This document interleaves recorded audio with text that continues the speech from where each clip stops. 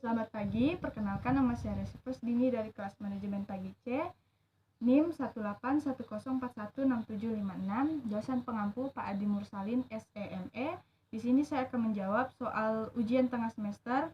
Langsung saja pada soalnya, yaitu yang pertama, sebutkan dan jelaskan lingkungan yang harus diperhatikan oleh perusahaan dalam menjalankan bisnisnya. Perusahaan sangat berkepentingan pada besarnya penduduk dunia, yang meliputi pendistribusian secara geografis, tingkat kepadatannya, kecenderungan perpindahan dari suatu tempat ke tempat yang lain, jenis pekerjaan, distribusi usia, kelahiran, perkawinan, dan tingkat kematian, serta ras, suku bangsa, dan struktur keagamaan. Serta di dalamnya terdapat lingkungan ekonomi, yaitu pasar membutuhkan daya beli seperti halnya orang banyak. Daya beli keseluruhan merupakan fungsi dari pendapatan saat itu. Harga, tabungan, dan kredit yang tersedia. Perusahaan perlu menyadari keempat kecenderungan itu dalam lingkungan ekonomi. Yang kedua yaitu lingkungan teknologi. Salah satu kriteria suatu negara dikategorikan maju atau tidak adalah perkembangan ilmu, pengetahuan, dan teknologinya. Perkembangan teknologi juga merupakan indikator dari jenis dan pola produksi, lingkungan produksi, dan selanjutnya yaitu lingkungan politik dan hukum. Keputusan-keputusan perusahaan dapat dipengaruhi oleh perkembangan dalam lingkungan politik atau hukum. Lingkungan ini terbentuk oleh hukum-hukum, lembaga pemerintahan, dan kelompok penentang yang mempengaruhi dan membatasi gerak-gerak berbagai organisasi dan individu di dalam masyarakat. Yang selanjutnya yaitu lingkungan sosial dan budaya. Lingkungan sosial budaya berkaitan dengan keadaan dan perkembangan nilai-nilai, kaidah, persepsi, dan suatu masyarakat. Yang terakhir yaitu selanjutnya lingkungan ekologi. Dalam lingkungan ekologi, setiap negara menghadapi suatu tantangan, bagaimana mencapai pembangunan yang berkelanjutan. Hubungan antara pembangunan dan lingkungan merupakan hubungan timbal balik yang saling menentukan. Yang terakhir yaitu struktur dan perilaku birokrasi. Birokrasi adalah suatu organisasi modern yang memiliki struktur tertentu, seperti hierarki, spesialisasi, impersonalitas, dan formalisasi, yang memungkinkan ia bekerja secara efisien dan efektif. Faktor lain yang termasuk dalam lingkungan bisnis yang perlu diperhatikan adalah budaya perusahaan serta etika dan tanggung jawab sosial.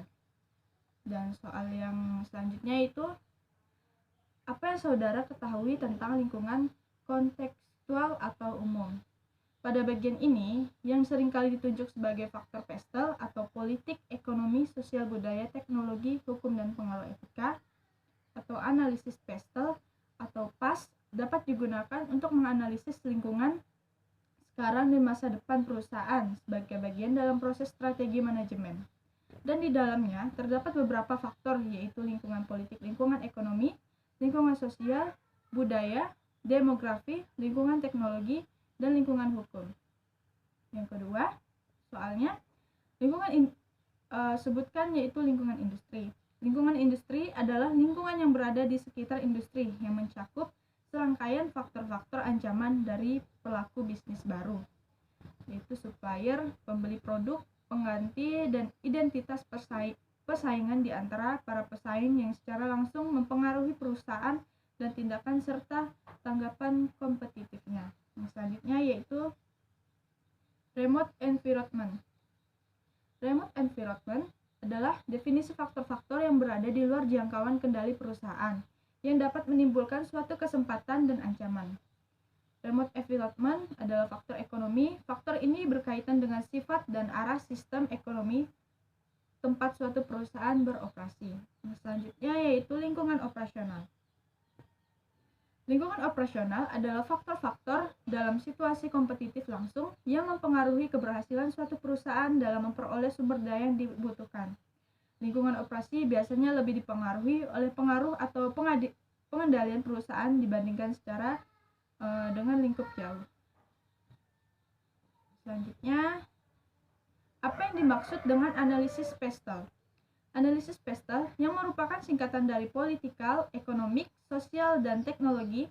Analisis digunakan untuk menganalisis lingkungan eksternal, bisnis atau organisasi melalui analisa terhadap kondisi politik, ekonomi, sosial, dan teknologi yang berpengaruh langsung terhadap strategi bisnis atau organisasi, baik untuk kondisi saat ini maupun di masa yang akan datang. Soal selanjutnya, hasil dari analisis PES adalah faktor-faktor yang termasuk ke dalam kesempatan, opportunity, dan ancaman atau threat bagi organisasi. Berikut adalah gambaran aspek-aspek yang tergolong dalam masing-masing faktornya. Soal nomor 2 pada bagian A. Bagaimana lingkungan eksternal dan lingkungan industri berpengaruh pada kegiatan bisnis di daerah Anda? Adapun faktor-faktor yang mempengaruhi jalannya kegiatan operasional perusahaan dalam suatu industri maupun secara eksternal adalah faktor ekonomi, antara lain trade, tingkat bunga, tingkat inflasi, tingkat pengangguran, pasar mata uang, disposable income, serta pengendalian harga dan upah. Faktor teknologi antara lain adalah patent protection, new product, internal availability, infrastruktur telekomunikasi, pengembangan teknologi baru, transfer dari lab ke pasar, fokus technological efforts, total industry spending for R&D, dan productivity improvement to automation. Selanjutnya faktor politik dan hukum antara lain KPPU adalah peraturan institut, peraturan perpajakan, stabilitas pemerintah, peraturan tentang outsourcing, peraturan perdagangan luar negeri, peraturan imigrasi, dan ketentuan global warming. Dalam faktor sosial dan budaya antara lain adalah perubahan gaya hidup, ekspektasi karir, life expectations, pension plans, healthcare, tingkat kelahiran, distribusi umur dan populasi, tingkat pendidikan, tingkat pertumbuhan penduduk, dan perpindahan penduduk dalam regional. Soal bagian B. Tontonlah video-video di bawah ini dan jawablah pertanyaan-pertanyaan di bawah ini. Baik, dalam soal ini terdapat 4 video. Dalam video pertama yang berjudul Apa itu Pestle? Pembicara dari video tersebut yaitu Tiara Nur Afifah. Penjelasan dari video tersebut menjelaskan mengenai pestle. Dijelaskan bahwa pestle sangat berguna dalam lingkungan analisis bisnis. Dengan pemahaman menyeluruh di mana usaha kita berada, kita dapat meminimalisir resiko dan ancamannya. Pestle terdiri dari politikal, ekonomik, sosial, teknologi, legal, dan environment. Dalam penjelasan ini, pembicara menggunakan contoh pestle dari analisis pestle Honda. Dijelaskan untuk meminimalkan polusi udara, Honda telah bekerja sama dengan badan legislatif untuk memotong jumlah mobil yang dihasilkannya karena berdampak negatif pada penjualannya. Honda sudah memiliki teknologi yang sangat canggih. Honda juga telah berinvestasi banyak untuk menjaga tren sosial dan demografi untuk mendukungnya. Manfaat yang saya dapat dari menonton video tersebut yaitu manfaatnya saya bisa mengetahui bagaimana peran pestle pada suatu produk perusahaan. Penjelasan saya mengenai penjelasan pembicara dalam video tersebut, penjelasannya sangat mudah dimengerti dan dapat dipahami. Untuk video yang nomor 2, video ini berjudul Analisis SWOT, Perhitungan dan Rating. Nama pembicara tidak tertera dalam video. Penjelasan dalam video, SWOT terdiri dari 4 kata yaitu S, stretch, W, weakness, O, opportunity, dan T, threat. Faktor stretch dan weakness merupakan faktor internal yang bisa dikendalikan oleh manajemen perusahaan itu sendiri. Selanjutnya, faktor opportunity dan threat merupakan faktor eksternal yang merupakan faktor dari luar perusahaan. Dan pembicara menjelaskan cara perhitungan menggunakan SWOT. Manfaat yang didapat dari menonton video tersebut, manfaatnya saya bisa mengetahui apa itu SWOT dan memahami cara perhitungan menggunakan SWOT. Penjelasan mengenai apa yang dibicarakan oleh pembicara tersebut, penjelasannya lumayan bisa dipahami dan perhitungannya diaplikasikan bisa untuk dimengerti dan dicontoh.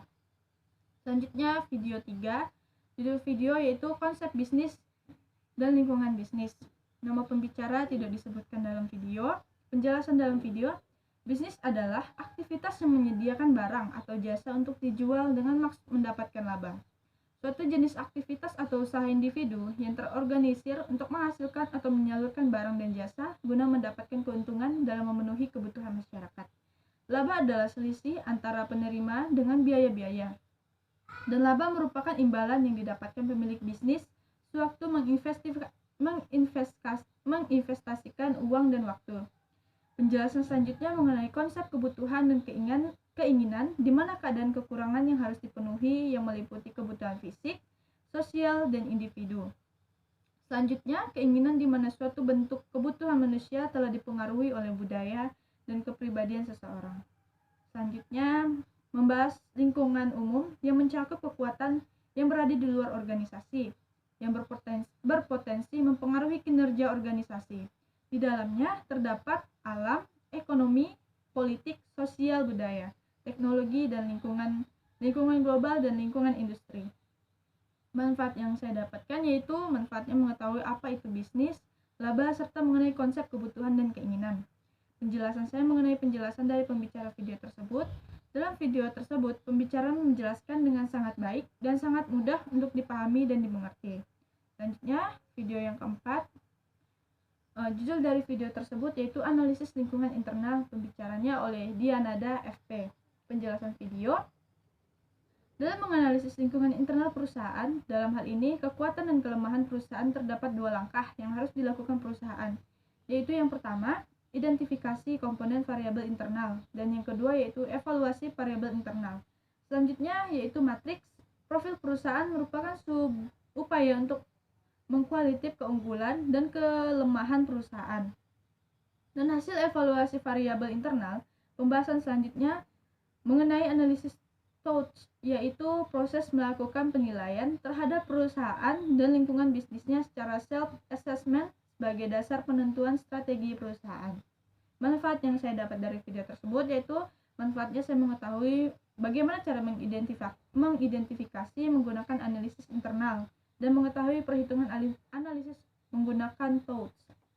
Penjelasan saya mengenai penjelasan dari pembicara tersebut, penjelasannya mudah untuk dipahami dan pembicara memberikan penjelasan untuk setiap poin yang ada pada materi. Sekian jawaban dari saya ucapkan terima kasih.